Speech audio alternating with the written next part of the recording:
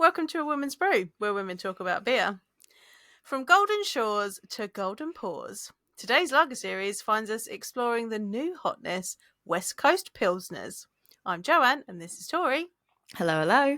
And we're two beer-loving women on a mission to get more people drinking and talking about great beer. Come join us.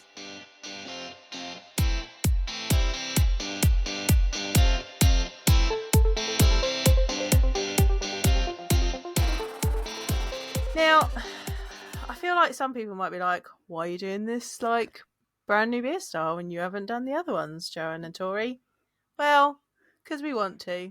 Is the answer to that. To be fair, I was waiting for what you were going to say, because I was like, what? Why are we doing it other than because we want to? And I was waiting for you to give a really good education or reason.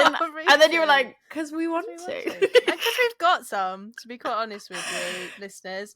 We've been planning these, we've been thinking about what we want, we've been gathering beers, and then we run out of time to record it. So we've got these, let's drink them. Let's stop messing about. West Coast Pilsners seem to be, as we said in the introduction, the new hotness. On Hop Culture's blog, they had a What's Hot for 24 list.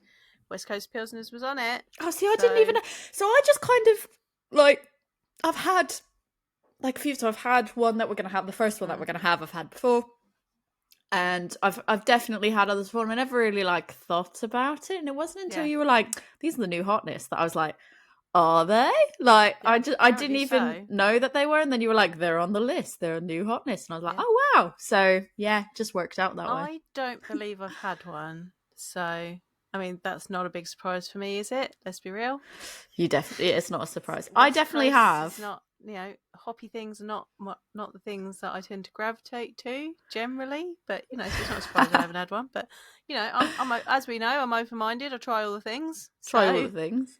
Happy to do it. Should we crack the first one before we start getting talking? Yeah, sounds good. I mean, this is properly I am well and truly leaving all of this up to you. I did no fun facts. I did no fun facts. I did nothing because I was just I don't know. Yeah. It's been a week. I'm ready for a beer. Let's do it. Let's crack it. Right, so our first one is from Siren. It's called Ricochet. It's a West Coast Pilsner. Crisp, snappy Pilsner inspired by the refreshing lagers being produced in California. It's a beer of two halves. The hot side starts in a traditional style with noble hops. Oh, that's interesting, as we will find out when I start talking about it. Cold side breaks the rules with Simcoe, Citra, and Nelson Sauvin, injecting an array of beautiful aromas. As you're going and reading it and looking down, I'm doing lovely hand modelling. Just because I was my brain can't cope with reading anything today, but I can hand model it. It is 5.7%. Oh my goodness. Oh yeah, that's a lot. Crack that open, you can smell it straight away. It smells amazing. So it's not 100% clear, this beer. I'll be with you in a moment. Which you would expect from a lager. Obviously this is a West Coast Pilsner, so I'm gonna need to get my Not Today Satan coaster to put underneath to stop any more drippage. It had a nice foamy head. Beautiful. I can that Nelson is taking over the aroma.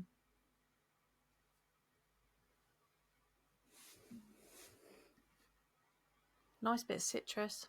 Yeah. From our Citra. I agree. I'm back with you now. I'm back in the room. It is very fragrant. For me, it's I think to be fair, for me, it's just it smells like beer all over the place now. Yeah. So I'm trying to just take it in. You think, so this is, we're on a lager episode, right? This is not the kind of aroma that you'd expect from a lager at all. It is hops in your face. All right, I'm going to drink it.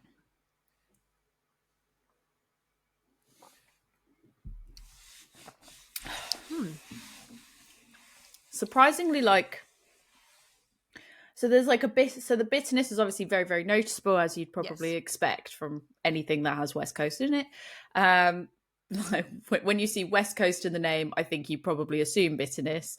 And it's definitely there, but like I almost felt like it wasn't like the way it's balanced out is quite nice, but like if somebody handed me some of this, I probably wouldn't like and say like guess the style. I probably wouldn't guess like I wouldn't guess Pilsner. No, absolutely not. There's a lot of bitterness in there for me. But I can feel that kind of lager presence, right? Where it's like the bitterness is there, but there's also this kind of almost like softness, not in like an IPA type way, but yeah, like kind of maybe soft crispness that you get I from a lager. Interesting. I was gonna say like I think the three well probably the three words that shout at me the most from when I drink this beer, it is bitterness first, like is number one. Yeah. And then I say like light was like the word that I wanted to like that materialized in my head quickest is like light, which I think kind of goes like when you're saying that like softness. Yeah, I feel Yeah. like when your interpretation of it that way, I just kind of go light. Yeah. And then like a citrus, like a very mild citrus element to it, and there's almost like a little bit of like herbal notes for me Yeah. coming through. Yeah. Interesting. Hmm. So, shall we talk West Coast Pills? Yes, please. Let's do. Okay, so here's the thing, listeners, about West Coast Pills. Currently, when we're looking at air quotes beer styles, it's not an official beer style. Not yet, anyway. It is on neither the BJCP list nor the Brewers Association list. I did find a very interesting article, which I will link in the show notes, from Craft Beer and Brewing about West Coast Pilsners that was written back in October. So it's quite a up-to-date article as things go. And that said that the original West Coast Pilsner was probably brewed by Highland Park Brewery, who are from Los Angeles. Now, this was in 2016. So that's a fair while ago. But how they first made it is they had a cask and they needed to do like something interesting in the cask. So they decided to do a 50-50 blend of West Coast IPA and a Pilsner. That's interesting to me full stop in the sense of Right. like before you even go on, what's interesting to me is the fact that you mentioned like not even the mixing, like that is a separate that's the next that's Yeah. interesting. The first interesting was the cask element of it, because obviously in the US cask isn't really as like common, and I think that there's been this really like recently from my last trip back over Christmas, I feel like I've noticed more breweries are doing like cask beers. It really especially because they're making very like trad British style in cask, which is just like there's been a whole I've read an article somewhere that was talking about this resurgence of like cask but like in the US, but the fact that you're saying like 2016 and they had a cask to feel like that's not at all what my brain would think.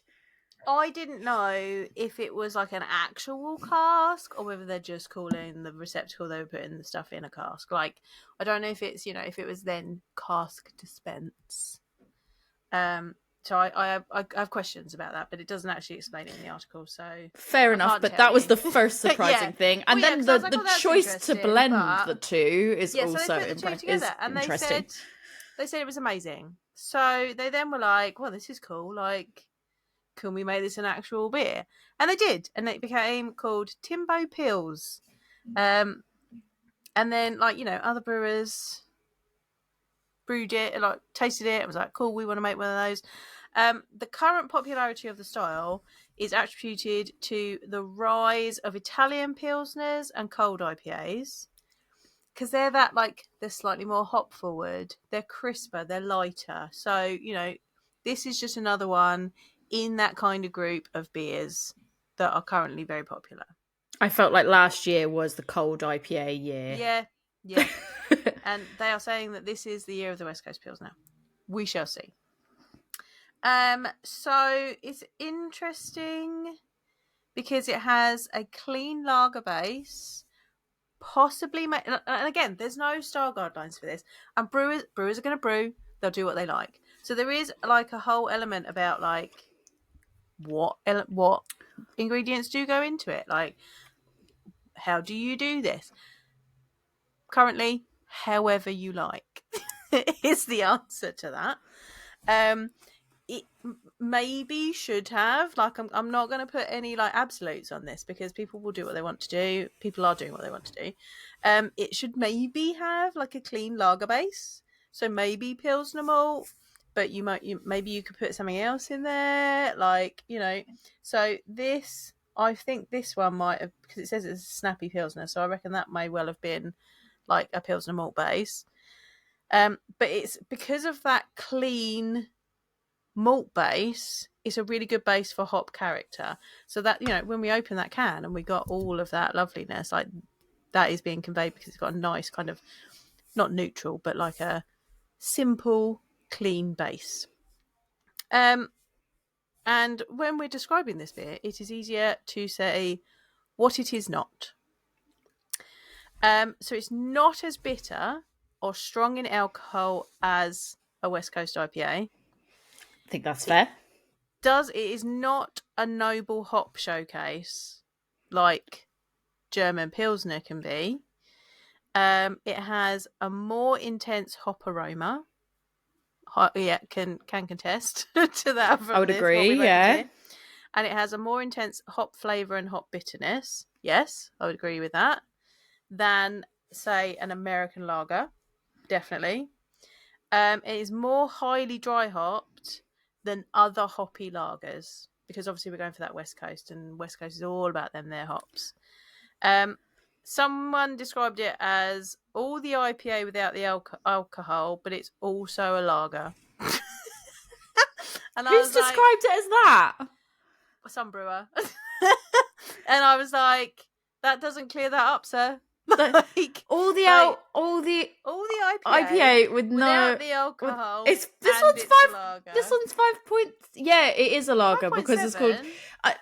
I'm not so.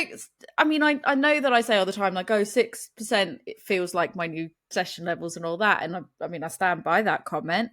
But like, I wouldn't say like 5.7% is all the IPA and none of the alcohol. From what I've seen, they tend to be around 4.8. So this one might be a bit of an anomaly that it's higher in alcohol. Yeah. But even that's also not like, we're not talking about like, if someone was making that comment, I'd expect it to be like sub 4% to make that type of comment, and to be like, oh, the IPA and not the alcohol, it's a lager. But a lot of the lagers that we've had are that kind of, can be that kind of alcohol level as well, so it depends on the one. But anyway, when I read that quote, I was just like, cool, that just gives more questions, like when we were doing Calabeer Brill. So once again, we're not answering any questions, but I want to make it clear, no further questions. I will be really clear though, I still maintain that I think Calabeer is my spirit beer, this is not my spirit beer. I have had requests of, can you make a t-shirt that says Calabeer is my spirit beer. Nice. Let's pause on what I'm speaking about there, because otherwise I'm going to tell you all the things before we get through the beers.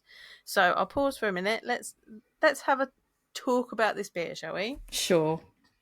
I still don't really agree with that man's quote, and it's just sticking in my head. I think this one leans very heavily on the West Coast more than the Pilsner. Agree. I think it's an interesting choice of hops, because I think if I think West Coast, I don't think Nelson. Yeah, I don't think Nelson. That's my sticking point with this one. I like it, but if I'm thinking West Coast, I don't think Nelson. Although I feel like that Nelson brings that like dryness to it, which is maybe what brings almost a little bit of that like I feel like it helps bring some of that like cleanness to the flavour, like even though there's that bitterness. Yeah, I see what you mean there. It's not, I'm not saying it's a bad thing, it's just not what I would expect. But again, when I've read through this article, like other bits about West Coast Pilsners, you can kind of chuck in whatever hops you want, and it's generally American, Australian, New Zealand, like those really punchy ones, because you want that, like a West Coast is punchy, so you want punchy hop notes. Yeah, to be fair, like obviously I've had some West Coast Pilsners before, but I also think like my thought process would be like, it's a more bitter, like a Yeah. more hoppy bitter pilsner, and Yeah. that I do think it is that. I think, yeah, I think what throws you off when if you weren't drinking it yet and you were just reading it, I think the Nelson would probably be the one that is Yeah. the thing that throws you off the most. And I think in terms of like what you're expecting and flavor wise, that potentially is the thing that is not what you're expecting the most out of it. But yeah, I obviously I don't massively love like massively bitter beers, Mm. so these are all kind of hit and it's hard because I find like West Coast style in general, whether it be IPA, pale ale, or whatever, like for me it's really dependent on just how like aggressive that bitterness is Yeah. and how it's balanced out, like what the flavors are balanced out with. And I think for this one it is quite heavily bitter, but it's Yeah. easy enough to drink because there's that dry, I think there's that dryness there Yeah. that really helps it along. Yeah.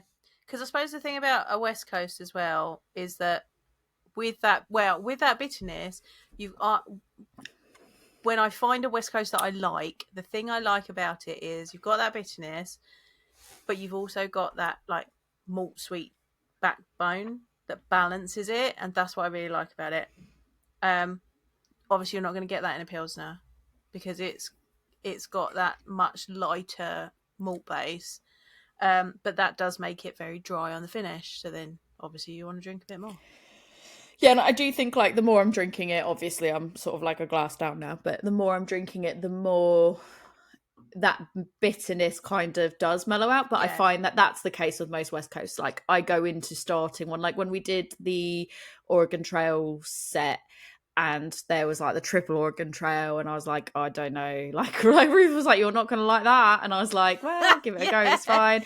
And Yeah. initially my first sip I was like, Yeah. oh, like not that it was, the words bad aren't what come to my head, but it's like it's No. not to my taste. I don't really Yes. like that level of bitterness. It's too aggressive for me. But then like actually I find out of all the different types of flavors, bitterness for me, even though it's the most aggressive and like for me the most aggressive initially and what turns me off to something initially, I also find that it's one of the flavors that mellows out the most, like the quickest for me. Yeah. So I think while it was quite bitter at the start, I was like, oh, that's a bit bitter.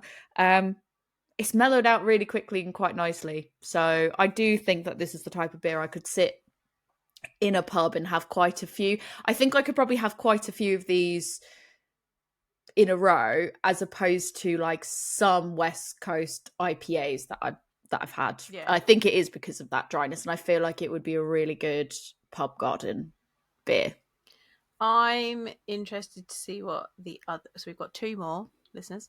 I'm interested to see what the other two are like because I don't think I personally could drink more than one of this. But that's because I'm like you in this. You are getting that hop bitterness, that massive hop whack in your face. That real dryness in there, and those are not my favorite characteristics of a beer. It's a well-made beer. It's not necessarily a beer for me. It's difficult because I don't like bitterness per se, but I really like dryness when it like I do tend to find that when there are beers that are quite like have that dry finish to it, I really tend to enjoy them. So I think that for me, because the bitterness has mellowed out, there are all these other things at play that I really enjoy. And I know like Nelson can kind of be divisive in that some people really, really like the characteristics of it. And some people are really like, yeah, that's not for me. Probably not as divisive as like something like Sriracha or something like that. But like, I do think Our that good friend, our good friend Sabro. yeah, that's divisive in its own way. But I do think like there are some people that's like with Nelson, you can either really enjoy it or really not Yeah. like the beers that are made with it. And I tend to find that I do actually like how interesting Nelson makes certain Yeah. like when you use Nelson in a style that you wouldn't typically use it. I tend to make it. I tend to see that it makes it quite interesting. So yeah, I enjoy a good Nelson beer as well. I So mean, I'm not like, oh, I want to drink loads of this, but I am enjoying drinking what I've got because I'm like, oh, that's a like you get that hit of bitterness and then the hop characteristics, and then that like lager base. I like the juxtaposition between those things. I'm finding really interesting as I drink it. So I'm glad that I did try it. I wouldn't drink several of them, but I that's, think, as a dark beer, funky beer, not a IPA drinker. That's my perspective on it.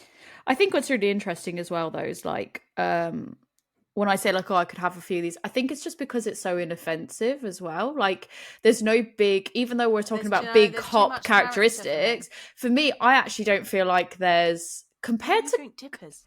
yeah, well, yeah, but I think compared to like the complexity of stuff that I tend to seek out now, and like what I really enjoy, and I look for the weird and wonderful, and I like if I see something that is like that I can tell is going to be complex AF, I'm like that's what I'm going for. Whereas I think in the terms of like complexity, like this is there's so many inoffensive flavors to me in this that it for me it lands in like quite a neutral, like more of a neutral way. Like there's obviously very clearly flavors there, but there's not this like massive depth of flavors to unpick. And I don't say that in a negative bad way. I'm saying that in it for me it lands quite inoffensive that I could sit and have a bunch. That being said, I think if I went up to the bar and there was like a bunch of stuff on that I was like, oh, this is a tough like bar selection.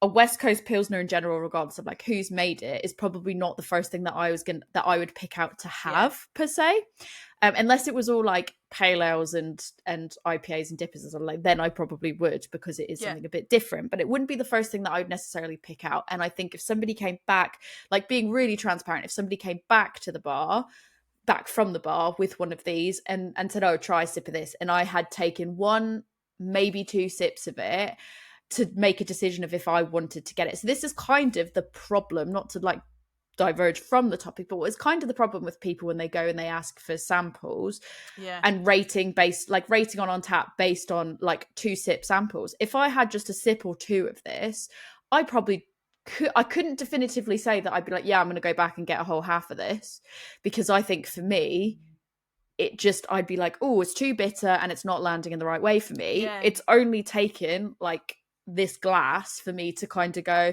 yeah, actually, it's more Moorish than I realized. Like it almost becomes Moorish at a point that you all of a sudden go, oh, yeah, okay, I could have another sip of that. And I think it, like I said, it's that bitterness and that dryness that I'm like, oh yeah, okay, I could have another sip.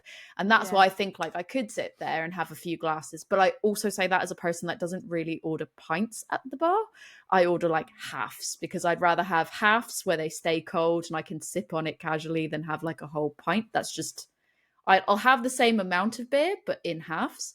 So for me, that's why I say I could probably have a bunch of them before I switched, because I could probably have a bunch of halves before I went, yeah, okay, let's try something different. Yeah, and I mean, and that's the thing, isn't it? Sometimes your palate needs to warm up to what you're tasting. So bear that in mind, listeners, when you're trying things. Should we try the next one? Yeah, let's do that. Our next one is a West Coast Pilsner. I like that they're just called West Coast Pilsner. I love how you're like, and up next, we just had West Coast Pilsner. No, it's just West Coast Pilsner. I mean, that one was called Ricochet. This is literally just called West Coast Pilsner. And this is North with Left-Handed Giant.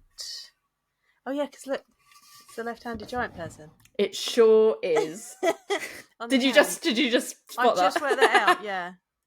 So it's like, North can, listeners, and then it's got like if you're watching the video, geometric shapes are in the shape of the Left-Handed Giant man's face.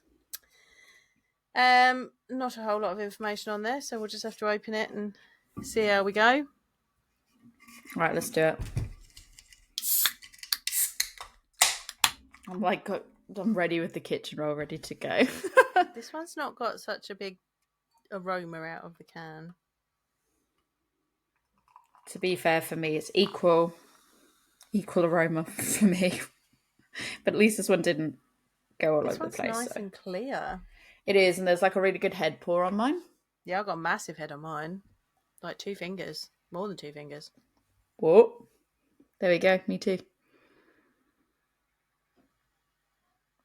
I feel like this, to me, aroma-wise, does have more of like a lagery type aroma comparatively to the Ricochet. Let me see if I can find out any more info about this bad boy. See, on Untapped, it just comes under Pilsner Other. Not even Untapped has West Coast Pilsner as a thing. So, according to Untapped, and apparently the North website as well, it's been far too long since we brewed with our friends at Left Handed Giant. 4 years, in fact. A lot's changed since then. We've moved to Springwell. They've opened their beautiful brew pub in Bristol. One of our favourite beers to come from their brew pub is their West Coast Pils. So, check out, see if the Left Handed Giant brew pub's got West Coast Pils on. Everyone loves Pilsner, so the saying goes, and West Coast is the best coast. So here we're combining our Springwell Pils recipe with our West Coast Pils recipe. It's got Centennial, Mittelfruit, Citra, Amarillo, Amarillo Cryo. It's light, bright, zesty, crisp. It's got a touch of bitterness and it's absolutely beautiful. So there's quite a few kind of citrusy hops in there. Yeah, the T90s. And I am not getting that on. Oh, that's a good talking point. Thank you for pointing that out. So, you're welcome. Come to that in a second. Obviously, the exception being the Amarillo Cryo. So there's Amarillo T90 yes. and there's Amarillo Cryo. Yeah. I mean, there's some big old citrusy hops in there, and I'm not getting a big old citrusy aroma. Well, I get citrus, but I get it very delicately and very light compared to what you expect from what's in there. And I find it interesting that both of the ones that we've had have had a noble hop addition. We don't know which noble hop was in West Coast Pilsner. They just said it had noble hops. Mittelfruit is in this one. I feel like there's a touch of like sweetness in the aroma as well. It's mostly like it's there. I'm almost getting a little bit of floral. See, I get a tiny, for me, there's like a tiny, when you search for it, bit of sweetness, and it's almost a little bit like a delicate sweetness, like a peach or something. All right, yeah. All right, should we taste it? Sure.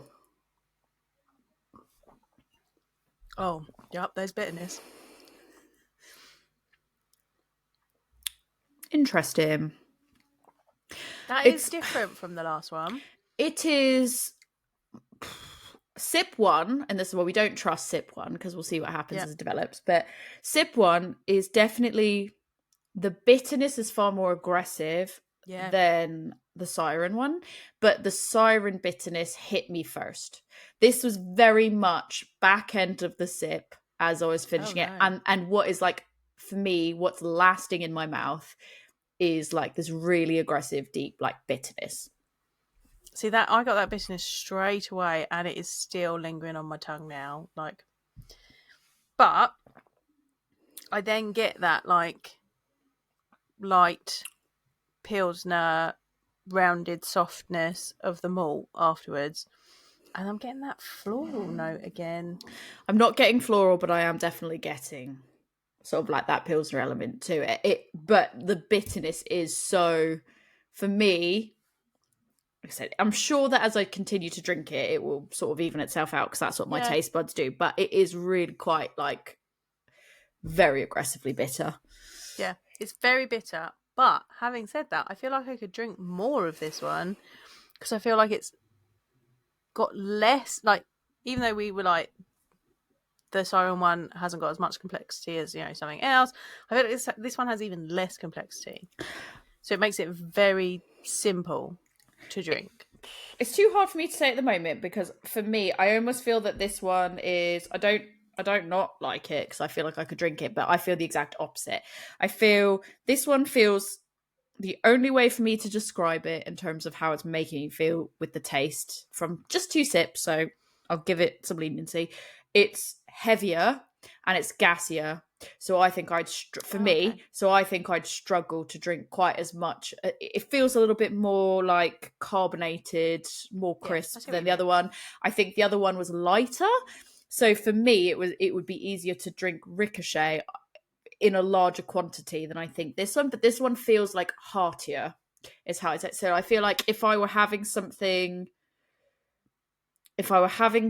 like, say like pretzels, like if I was having a nice warm pretzel and some cheese dip, this is probably what I'd want with it as opposed to the Siren beer. Yeah, I can see that. Like, I think that bitterness will clean the palate when you're eating things. So I think that Mm. I think it needs pairing with something. I don't think I would want to just sit and drink it on its own. Agree. I think the Ricochet feels like I could have more like this is to put it in the food lover You know, you love sense. talking about snacks. I do. I feel like Ricochet is one that I could have snacks with. Like I could kind of have whatever snack with. This feels like it has to be very purposefully paired with something. It just feels heartier. It feels more robust. It feels like, for me, I just feel like I could probably drink less of it. But this bitterness now has definitely died down. The intensity of how it's hitting me has definitely died down, and it's kind of mellowed out. Like I said, it mellows out quite quick for me on those. I could probably drink more than I thought at the start, but it just depends on my vibes, I guess. If it's cold out, I probably want this one more. If it's warmer out, I probably want Ricochet more, because I feel like this one's gonna warm me more than Ricochet is. What's the ABV on this one? 5.8%. So okay, I'm sorry. Like that is again. Yeah, that's not less than an IPA, is it? No. Again, as I said, there are no style guidelines for this, so people are doing what they fancy. So going back to our article from Craft Beer and Brewing, the 2023 World Beer Cup had some guidelines that included the almost brand new contemporary American style Pilsner subcategory. So this is the category that they put West Coast Pilsners into for the 2023 Beer World Cup. World Beer Cup. I feel like I picture like a foosball table, but like with beers, like different beers instead of players, and they're like, and it's like they have to face off against each other, and they're like, the West Coast Pilsners win. So the interesting thing is, it also says that the Brewers Association first introduced that subcategory in 2020, but COVID cancellations limited its deployment. Now, I went and had a look at the Brewers Association just to see if I could find some guidelines in there, because they tend to update quicker than BJCP does. And I read the Contemporary American Style Pilsner guide, like brief guidelines, and I don't think it covered a West Coast Pilsner. So take that as you will. So the lie detector determined that was a lie. That's what you're telling me. I think that's not true. But so the contemporary American style Pilsner is nested under American style Pilsner, but it diverges from beers made in a pre-prohibition style because it allows a broader spectrum of hop aroma and flavour, which is what we're expecting from a West Coast Pilsner, right? But it's still not necessarily in there. And there's a nice quote in here from Jen Blair. I love our Jen. When they were writing this, she was an advanced Cicerone. She is now a master Cicerone. Hey. Go Jen! I've been following. I'm so glad that she got a master Cicerone. If you are interested in sensory and defining flavors and thinking about your palate and things like that, Jen is the person to follow. So go find Jen Blair. She's under the Gemfluence, and she's also the co-host of False Bottomed Girls, which is another ladies' beer podcast. So go and give them a listen as well. But so she was a judge at the 2023 World Beer Cup, and she said the guidelines are more of a reflection of what brewers are doing rather than dictating what the style parameters should be. It's more, here's what we're seeing brewers do. So we're now also seeing that style guidelines are being dictated by brewers again. So, again, I'm not mad about it. We're not. Things get shaped by consumers, things get shaped by brewers. Brewers going to brew. Consumers going to drink. Here we are. It is that thing though of like, I think guidelines are really good. Yeah. Until it almost becomes a hindrance that I think they're really good for giving somebody the guide of what to expect. I think they become a problem when people like literally don't allow for any interpretation by how somebody wants to brew, or like be creative with it. And like that's what I think is like that's when it stifles it. And I'm on the side of like brewers gonna brew, because I'm like, I like the creativity, I like that aspect of it, but I really think like the guidelines in place is good to be able to be like, what should I be aiming for and what would I be expecting? But yeah, I'm all for Brew is gonna brew. Yeah.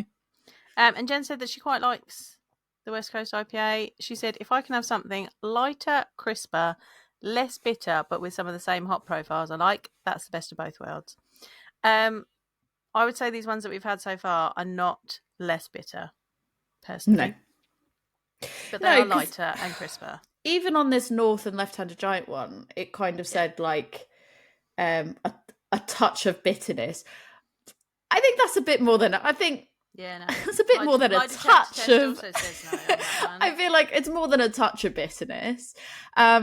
Again, my palate's adjusted to it now, so it's all right. Like having another sip of it, I think it's all right. Like it's not too aggressive as it was in the first two sips, but like to say it's a like when I think of a touch of bitterness, I just go, "Oh, that's something that I can just about make out," but it's not like the front runner of all the flavors there. And I think for me, it is still very much like one of the boldest tasting notes of this beer.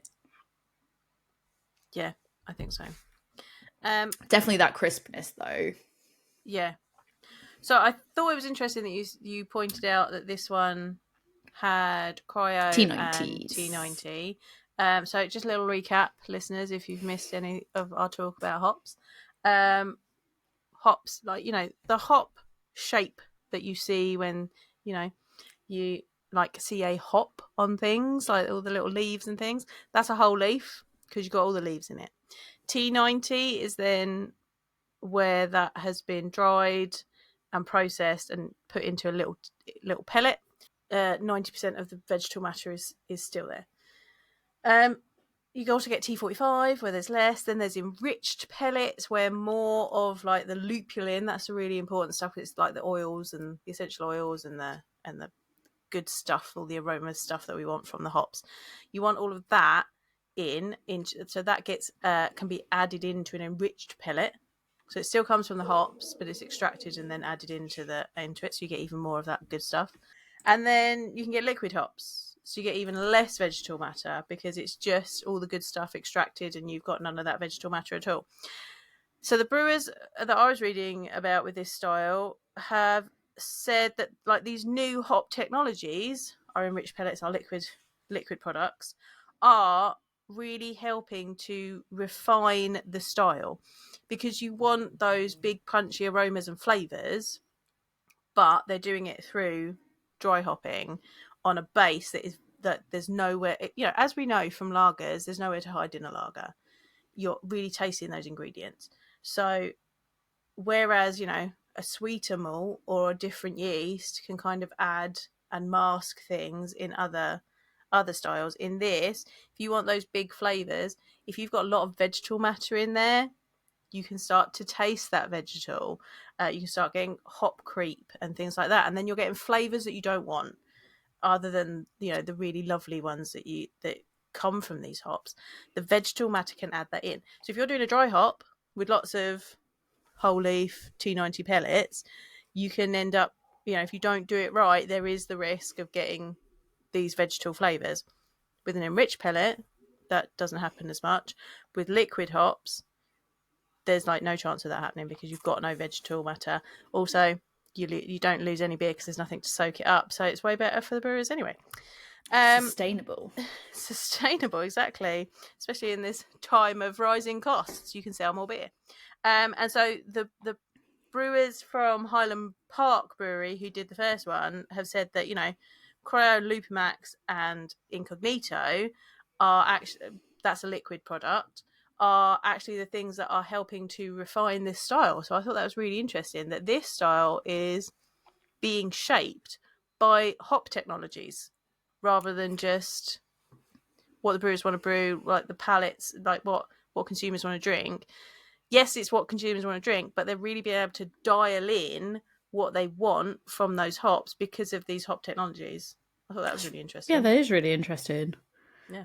When I called out the T90s, I was just like, I want to be really clear that they've used it. I didn't even realise that there was like a whole section just for that. Like that I just literally saw, it's T90, that's interesting. Yeah, so I thought that was really interesting. But yeah, so that's pretty much all the information I've got about our West Coast pills, to be honest. There's a lot more if you are a home brewer or a brewer and want to kind of drill into some of the real, you know, real statistics of this. There is some stuff in this article from Craft Beer and Brewing, so it is in the show notes. Go and check it out. Go and have a little read of it. You can find some more information there.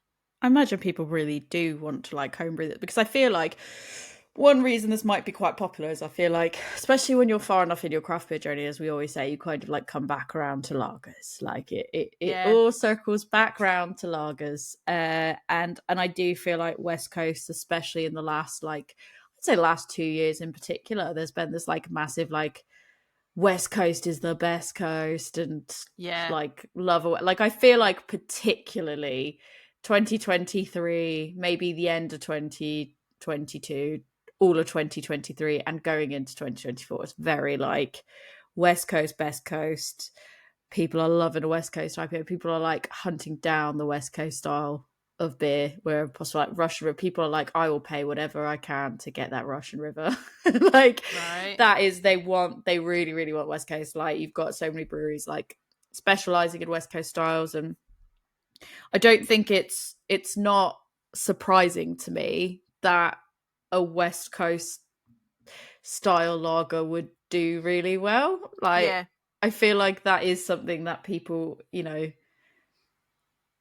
I feel like people would really gravitate towards that just because it's taking two things that I think people really really enjoy, and it blends well together, unlike when you have two things that are very like opposite that maybe like don't work well together. yeah, These do, the flavor profiles of them do seem to work quite well together. So yeah, it's not really a shock to me, and I feel like as a home brewer that's something that you can do. Like it's not always easy and accessible to make something funky and crazy and wild in your own house. I feel like this is something that you can do that is like a little bit more interesting from the traditional like norms, that yeah, can still be a little bit more interesting. So I feel like I wouldn't be shocked if there's lots of people homebrewing like wanting to make these beers. yeah. I should think so. And it's like, and it wouldn't be necessarily that difficult to make, she says, because you can just do I was it going with to say like that, a but I was like, lager I say base. that as a non like as a No, non of course home I brewer. mean. You can make a lager base and then you're dry hopping it. So it's choosing the right combination of hops for what you want, um, to get across the flavors that you want, and then you can dry hop at home, and and even you can get as a home brewer, you can get enriched pellets, you can get liquid hops. Like those are available to home brewers. So How have a go with difficult is those. it as a home brewer to get sort of like liquid product? Like, is it for a home brewer? Is it more? I'm just like you saying that makes me think like, is it cost effective for a home brewer, or is that a type of product that might be like a little bit more on the expensive end if you are a home brewer, and maybe you have to be more of an experienced home brewer to be using like liquid hop products? I mean, they are more expensive, but you put less in than you do um, pellets, and they come in homebrew sizes. Like there's 20-gram sachets available, Oh, which would right. do, yeah, you can, yeah. Malt Miller does them. Shout out to our buds at the Malt Miller. They've got Incognito and Spectrum, so in various different hop varieties. So yeah, you can have a go. And I was at a homebrew meetup a couple of Christmases ago, and the brewers were saying, and the home brewers there were saying, "Oh yeah, I've tried Incognito, I've tried Spectrum. Yeah, people had already been trying them. Like, yeah, you can just give it a go. Interesting. Well, should we have the third and final? Let's." So we've been saying that West Coast Pills is the new hotness. So our next beer is a low alcohol beer, also one of the current hotness trends at the moment from Mash Gang. So we've got Cold Coast, low alcohol West Coast Pills is 0.5%. I'm interested to see how this one comes out. I'm excited because Yeah. for many reasons, hilariously, I was speaking to my manager today at work, about like low alcohol beer, and I told her, I was like, oh, Mash Gang are the ones to have, like, consistently. Yeah. Like, they consistently smash out the park with low ABV beers, and not only that, like, they last for so long. Like, I had numerous ones that I found at the back of my cupboard that I was like, oh, I say the back of my cupboard, the back of my fridge, because they were actually in my fridge. And that's why in the beer fridge that I don't really go to that often.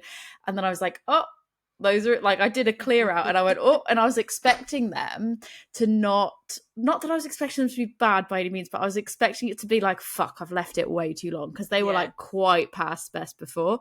And I like cracked one expecting to have a bit and just go, nope. I drank the whole thing. I was like, this is really good. To the point that I outed myself. I outed myself on Instagram, because I was like, I need people to know how amazing it is, that this is so far past its best before date and it still tastes amazing. And then I was like, you know what? I'll have another one, because it's like low alcohol anyway. So I had like another one, and I was like, it was just like banger after banger of ones that were like so far past the best before date. And I was literally shocked at how good they were. And I think, like, I'm not saying every single one that I've ever had has been like top tier my favorite by any means. Yeah. But I think Mash Gang, I think I'm going to put in another order. Like, I'm going to put in an order direct with Mash Gang, because they've got like a cinnamon bun one, like a cinnamon bun that's stout, got your name all over it. And they've got like a whole bunch of. They've got like a collab with Vault City, where it's like a rocket pop, like popsicle one, and they've got like their sours are amazing. Like, they just do such an amazing job. So I'm really excited to see what they do with this style. What I will say, like, what makes me nervous is, like, the ones I've really liked from them have all been like the fruity and the sour and the stouts, and like, which are actually arguably the harder one, like, in some ways, the harder ones to get right. Yeah. Especially the stouts. Whereas, like, yeah, I think I've not had too many of their like normal, so like I do kind of worry that I'm like, oh, I'm gonna have it, and I've got these really high expectations, and I'm gonna be like, oh, it's right, set very high. But I love their artwork on everything as well. So like, if you're watching the video, like, absolutely love their artwork. They are very me in terms of like the style of their labels and everything else. This is a very like nautical tattoo type image. Like, it's got the swallow, and there's a sinking ship, and there's a rose, and there's some, you know, nautical rope. It's quite good, quite like it. So I found it interesting on the back of this one. Crispy yet hoppy. A crisp pilsner, double dry hopped with Pacific Northwest buds. An American spin on a German beer made in England. Interested, I was like, what Pacific Northwest buds, people? So I've gone and had a look. What are them buds, sir? What are those buds, sir? So they've used their Stoop base, which is one of their lagers. And then they've put 10 grams per litre of double dry hop of Citra, Centennial, Chinook, Cascade, and Amarillo. So, like, almost all the sea hops and some Amarillo. All the C's. All the C's. So, and they describe it as, so you have the crisp, refreshing lager experience with a spicy kick of West Coast hops. Now, when you think about that, it does sound quite nice, right? This beer tastes like, yeah, can I get another one of those, please, mate? Does that what it actually says? That's what it actually says. I was waiting for you. I was like, you definitely didn't just make that up, right? Like, no, I've just read that off of the details. Interesting. Brilliant. Right, let's crack this then. Okay. See if it is. Yeah, can I get another one of these, please, mate? Let's see. I did say to my manager, I was like, if you order them and you don't like them, please don't like hold that against me. But, you know, it's because her partner was getting like low ABV Guinness, and said apparently out of all of them, that was like the one that was not so bad. And I was like, oh, well, I can actually recommend you some really good, like, can I interest you in low some alcohol? craft? May I interest you in Mash Gang? And then she looked at it and was like, the Brandon's wicked. She's up in Nottingham, and she's like, the Brandon's wicked, and this and that. I was like, well, I happen to know they have some at Suds and Soda for when you go to our office in Derby. It's not as smack you in the face as the Siren one on the aroma. No. It's pretty clear. It is. So this is what I'm really worried about, is looking at the visual of it and the smell of it. It's a I'm much worried. paler colour, right? I'm worried that it's going to land in the same way as some of the non-alcoholic beers do that I don't tend to enjoy. And I'm worried that it's like, almost, it's like when you keep it for a longer time is when they cut. Like, I think because I've had so many that have been sat for so long that I'm like really worried that I'm like, what if I don't like a brand new one and I need to let it sit and mellow for at least 9 to 12 months. Oh god. I can smell the Pilsner malt in this. And there's almost like a lime. Yes, I was going to say lime. Pop. I was going to say lime. But also I'm getting a bit spicy. A little bit of zestiness to that. Light. It smells like it's going to be really light. Yeah. Right, you ready? Yeah, now's a better time than ever. Cheers.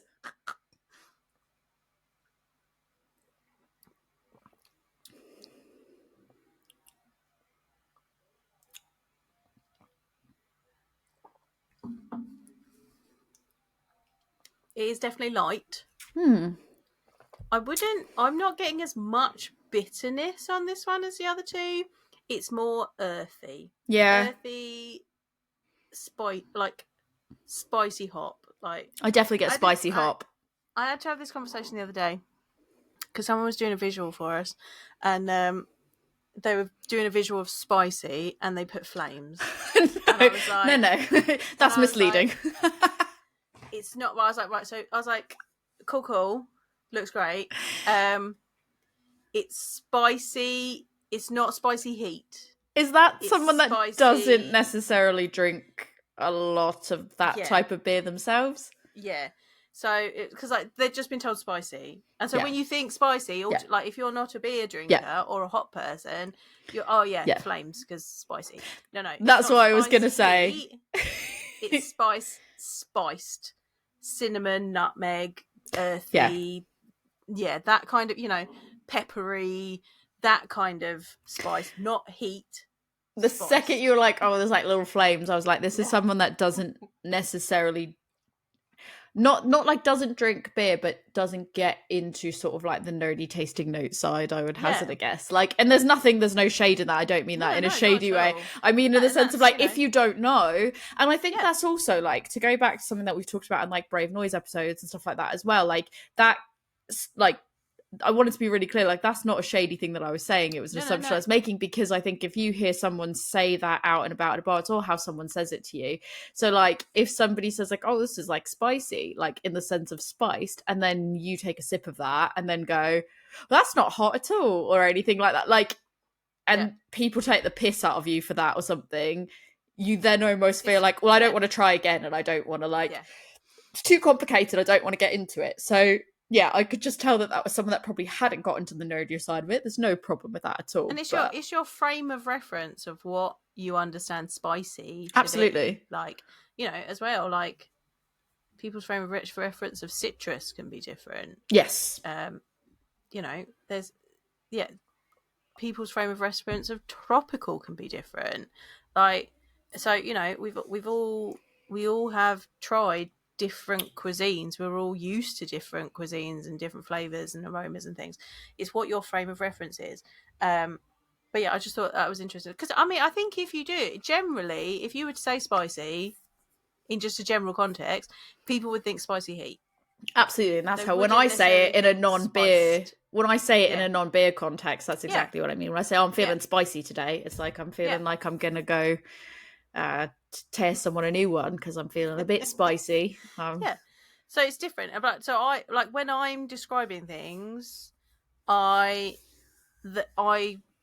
I'm talking about spice in beer, I am conscious that there is that, that you need to clarify that understanding. So I'll be like spicy heat or spicy hop, which is not the same as heat, because if you've got heat in beer, that's a mouthfeel, and it's going to be coming from added chili of some sort or capsicum of some sort, rather than spiced. I think I tend to say spiced. Like I think my brain, like sometimes I go all spicy, but then my brain will. Spiced. I'll tend to say spiced. I would never, like, my vocabulary would never be spicy hop. I would say spicy, and then I go like in a spiced way, and then if I were talking to somebody that maybe wouldn't have known. And I differentiate in that way with spicy hop because I feel like spicy hop is again different from spices. Like it's different from like, you know, pepper or cinnamon or nutmeg or whatever. Like spicy hop is it's difficult to really explain what it is other than it being spicy hop. Like you just know what spicy hop is when you've drunk that sort of thing. Like it's kind of earthy, it's kind of dusty, it's kind of, you know, like dusty makes it sound gross, but that's, you know, dusty does make it sound gross. I'm not gonna lie. Like, it makes it sound gross, but that's not. But this is why it's difficult to explain what that is. If somebody did like describe any other drink as like, it's a bit dusty, I'd be like, get that away from me. That's disgusting. Like I'd be like, disgusting. No, thank you. Don't want it. And resin can kind of give you that little bit of spiced stuff as well, you know. So yeah, it's difficult. But you know, anyway, this is like hop spice rather than like I said, tea. that's like I feel like back to the point to go back to like the exact opposite of what I said of like I was like, oh, this could be a barrier for entry for people that could make people feel like they don't want to get into it anymore. I'm like, and now I'm like, oh, I got you. Like this is definitely a if you know situation. Like spicy hop, if you know you know. If you don't know, that's okay. But yeah. That's like I don't want to this is a West Coast Pilsner. It is sort of like a West Coast IPA, but also is a lager. Right, exactly. And once again, listeners, we leave you with more questions than answers. You're welcome. I think I've got the other one that we bought at Siren, which was the Siren collab. Yeah. With Mash Gang. And I think I might actually crack this open right now, if I'm honest, because you're going to try it again. I'm not sure I quite like this one. I don't think is to my taste. I think this is too light for my taste and what I like. Agree. I definitely can see, like, I know that there are people that are looking like, do I think it tastes like a beer? Like, yes, I do think it tastes like a beer. Yeah. I think it would scratch an itch for somebody that has a particular taste in beer. Like, they would enjoy this. It's not it's not the taste that I gravitate to. And I think the mash gang that I really enjoy tends to not be these type of ones. Not that they're not good. I've had really good ones that are like the pale ales or the lagers or whatever. But this one is just one that I think for the flavour profiles of it don't align with the flavour profiles that I tend to like. But I'm curious of what they've done in this other West Coast Pilsner.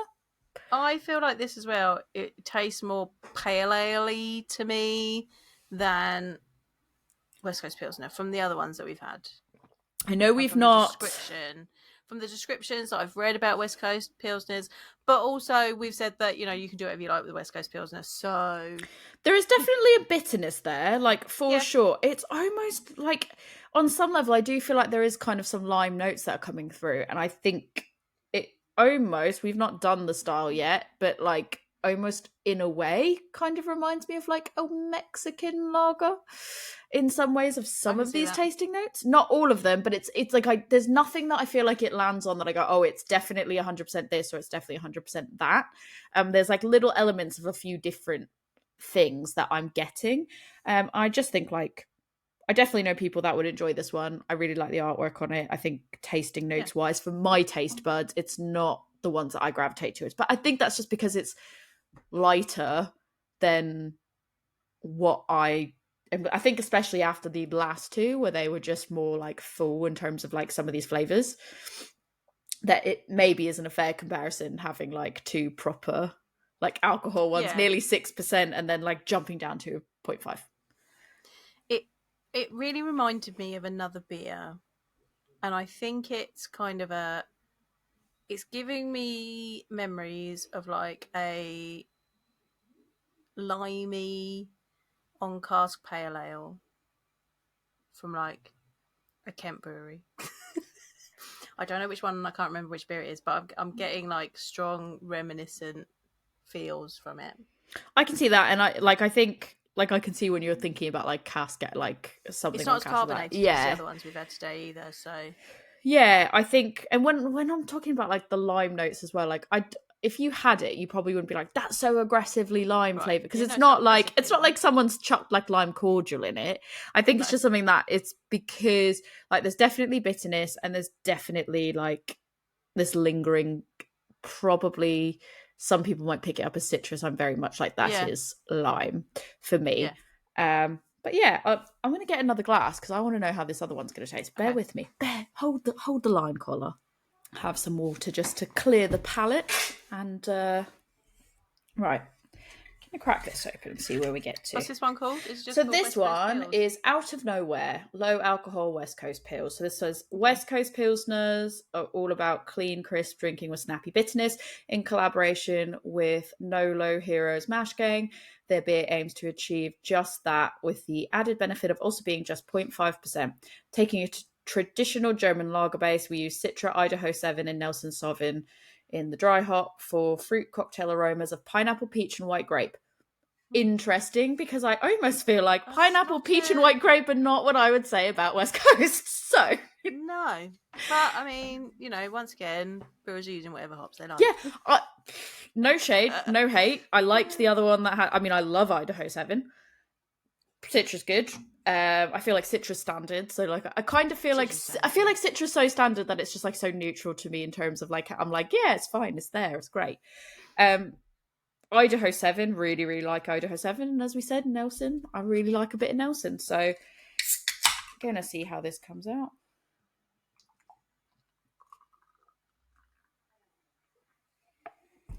So, let me just top up the other one so I can look at the... This one's definitely like a little bit hazier. But similar color profiles, but just a little bit hazier. Heads are right on it as well. It has less of like a limey, sweet, spiced sort of like theme to it. There's almost a bit more like, I want to say maybe guava-y. But I think it's the Nelson. I don't know how to how else to describe it, because the way my brain picks it up, I'm like, oh, like it wants to go immediately to guava, but I don't think it is. I think it's the Nelson. All right, I'm gonna have a sip.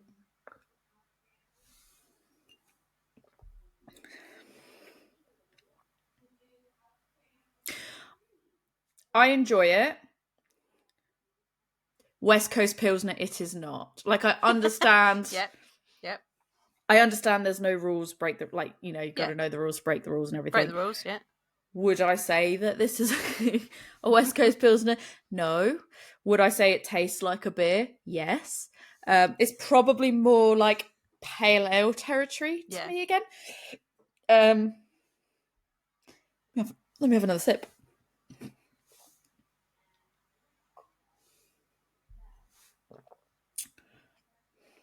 It's definitely like really dry. Like there's like not really dry, but there's quite a dryness to it. Doing that again. Yeah, I think it's the Nelson. Yeah. I would if I had to hazard a guess, yes. I think that's maybe what they mean about the white grape. Yeah. Peach and pineapple I don't really get so much. Okay. But that's okay, because that's kind of not what I was wanting. Anyways, I would almost say there's a little bit more like grapefruity type. And I don't know if it's just because like my brain tends to scramble grapefruit and like guava in the aroma sense. Okay. And so I don't know if like, because I picked up that smell, it's like kind of what I'm looking for and expecting to have. So my brain's kind of gone, that's what you have. But I think that you could serve this to someone, and if you told them it was 0.5%, they'd be like, oh, really? Like, I think they would expect it to be table beer, but not 0.5% table beer, if that makes sense. Interesting. Be interested to see your thoughts on it. I think there's definitely, the more I'm drinking it, the more that there's definitely like a noticeable bitterness. Yeah. But I feel like it lands more as like a low alcohol West Coast pale than a Pilsner. Yeah. But I definitely, I think I prefer this one over the other Mash Gang one. So just in the sense of, I think this fits the mold more for my personal taste buds and what I am looking for than the other one does. So, Out of the West Coast pills, which one is your favourite? Oh, I mean, to be honest, I need to taste the other two again really quick. But like this Siren Mash Game collab, as much as I'm kind of going, yes, right, I feel very like neutral about it. It's quite Moorish, and I keep kind of going back for Even more. though you say it's probably not really a West Coast West Coast pilsner. Yeah, but I keep going back for another sip, and I think it's that dryness again that I'm like, now have another sip of it. Which one do I like most? Let me have the other one.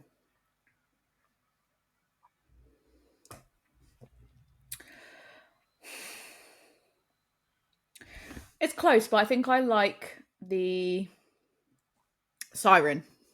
I think it's that Nelson. Okay. I think I really like that Nelson. It just feels, I think for me, it's just a bit lighter and a bit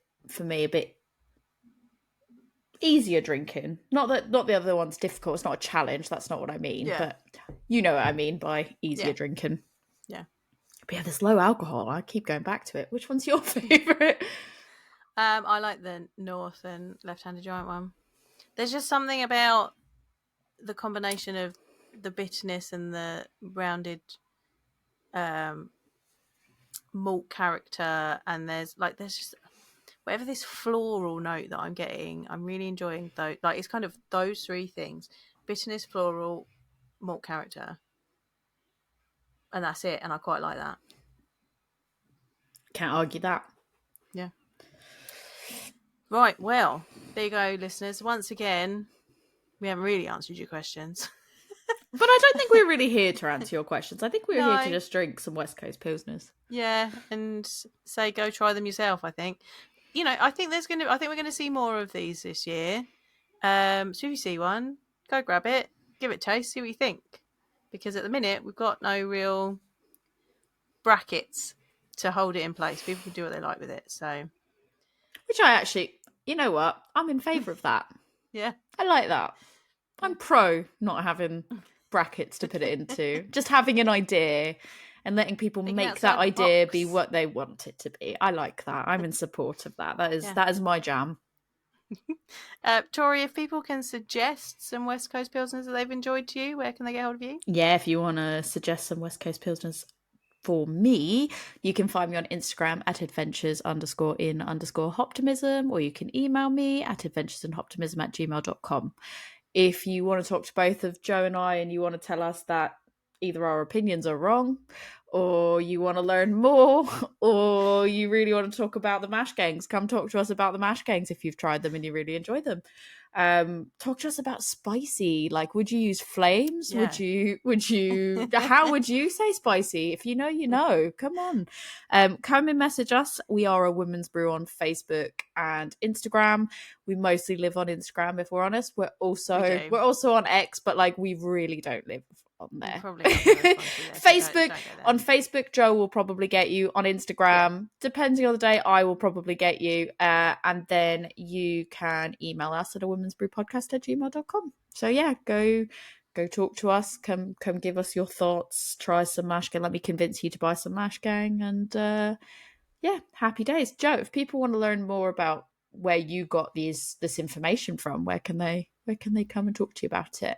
I mean, I'm going to put that in the show notes so you can just go there, but you can come talk to me about it if you want. Do you know what? We haven't had anyone disagree with us in quite some time. I'll take it. Everything's been quite plain sailing lately, so that's quite nice. It's because we're never wrong. And I said this when I had to switch over to a MacBook at work, and they said, "Oh, but you lose the delete key," and I was like, "Well, that's good. I don't need it. I'm never wrong." They were like, "Touche," and I was like, "All right." I mean, mine's got a delete key, so I don't know what that Not means, the backspace, the actual physical delete button. Okay. Fine. I don't need that anyway. We're not wrong. That's why. You can find me if you'd like to talk to me. Talk to me about delete buttons. If you'd like. I am at my beer school, which is Love Beer Learning, and I am on Facebook, Instagram, X, TikTok, and Pinterest. But really, you're going to find me on Instagram. Come over and say hello. You can come to my website where I have just published a blog post about American IPA, which is arguably a West Coast. So you can find out about the actual IPA that this is based on over there on my website, which is lovebeerlearning.co.uk. Or you can email me, lovebeerlearning@gmail.com. Right. Just Should I showing finish these off beers? now with your blog post. Yeah, let's go finish these Yeah. beers. Cheers.